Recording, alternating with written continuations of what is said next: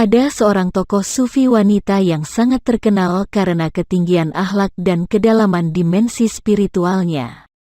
Ia adalah Rabiah al-Adawiyah, yang bernama lengkap Rabiah binti Ismail al-Adawiyah. Sufi wanita yang dijuluki Syahidatul Ishqil Ilahi, atau wanita yang syahid oleh kerinduan ilahi, lahir dan wafat di Basrah, Irak pada abad kedua Hijriah.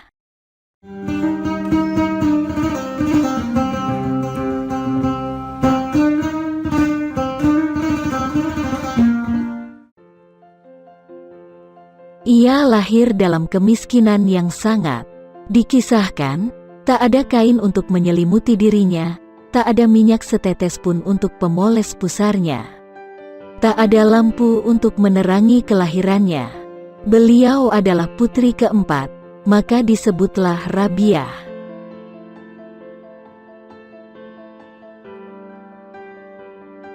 Ia diculik oleh penjahat, kemudian dijual di pasar budak seharga 6 dirham. Majikan membelinya dan memberikannya tugas-tugas yang berat.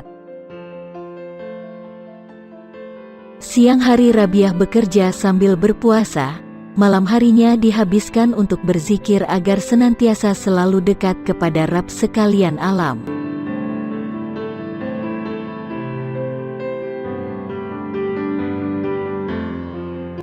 Kedekatan beralih menuju keakraban, keakraban membawanya kepada kerinduan dan kerinduan telah mengantarkannya pada cintanya pada Tuhannya. Aku adalah miliknya, aku hidup di bawah naungannya. Aku lepaskan segala sesuatu yang telah kuperoleh kepadanya. Aku telah mengenalnya, sebab aku menghayati.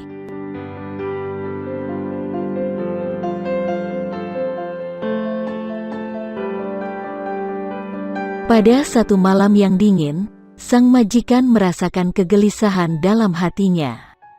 Maka ia pun berjalan ke belakang rumah, memeriksa sekelilingnya, memeriksa kunci-kunci rumahnya. Dan ketika ia sampai di dekat gudang tempat Rabiah tinggal, kekagetannya membuat ia sendiri gugup, lampu yang semula dipegangnya terhempas dari tangannya. Bagaimana tidak, ketika ia melongokkan kepalanya ke dalam ruang tempat Rabiah beristirahat, ia sedang melihat Rabiah menjalankan sholat.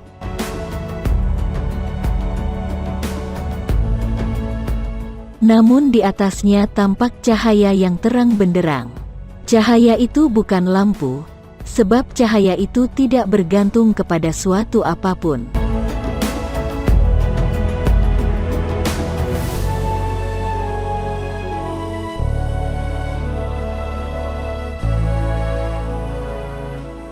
Esok harinya, Rabiah dipanggil. Majikannya menyampaikan keinginannya, ia membebaskan Rabiah sebagai budak. Kini Rabiah merdeka. Meski sang majikan berharap Rabiah mau untuk tinggal di rumahnya, tapi ia memilih untuk pergi menjauhi masyarakat sekitar. Dan ia menemukan sebuah gua di pinggir desa. Tinggallah ia di sana. Suatu hari di musim semi, Rabiah memasuki tempat tinggalnya, kemudian ia melongok keluar sebab pelayannya berseru, "Ibu, keluarlah dan saksikanlah apa yang telah dilakukan oleh Sang Pencipta. Lebih baik engkaulah yang masuk kemari dan saksikanlah Sang Pencipta itu sendiri. Aku sedemikian asyik menatap Sang Pencipta, sehingga apa peduliku lagi terhadap ciptaan-ciptaannya," sahut Rabiah dari dalam.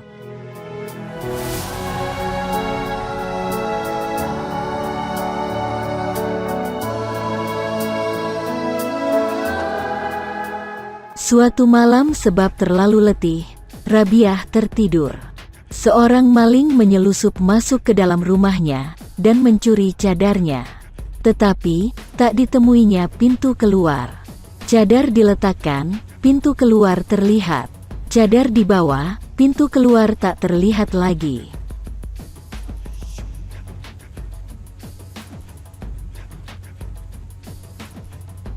Terdengarlah suara, "Hai manusia, tiada gunanya engkau mencoba-coba. Sudah bertahun-tahun Rabiah mengabdi kepada kami. Setan sendiri tidak berani datang menghampirinya. Tetapi seorang maling berani mencoba-coba untuk mengambil cadarnya. Pergilah dari sini." Jika seorang sahabat sedang tertidur, maka sang sahabat bangun dan berjaga-jaga.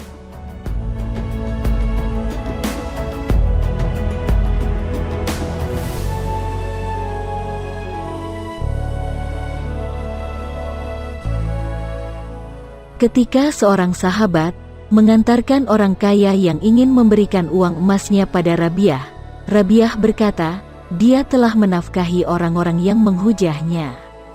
Apakah dia tidak akan menafkahi orang-orang yang mencintainya?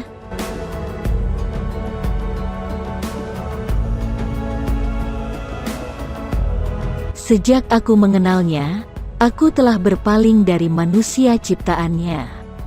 Aku tidak tahu apakah kekayaan seseorang itu halal atau tidak, maka bisakah aku menerima pemberiannya?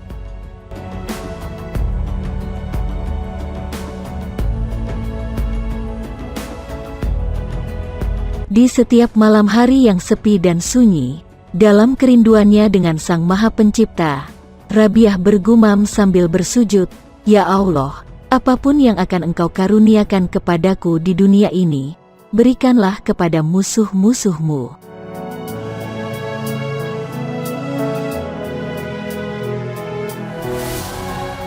Dan apapun yang akan Engkau karuniakan kepadaku di akhirat nanti, berikanlah kepada sahabat-sahabatmu, karena Engkau sendiri cukuplah bagiku."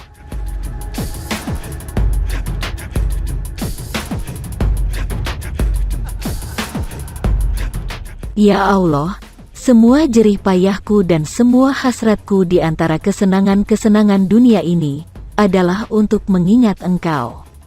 Dan di akhirat nanti, di antara segala kesenangan akhirat adalah berjumpa denganmu. Begitulah halnya dengan diriku, seperti yang telah kukatakan. Kini berbuatlah seperti yang Engkau kehendaki.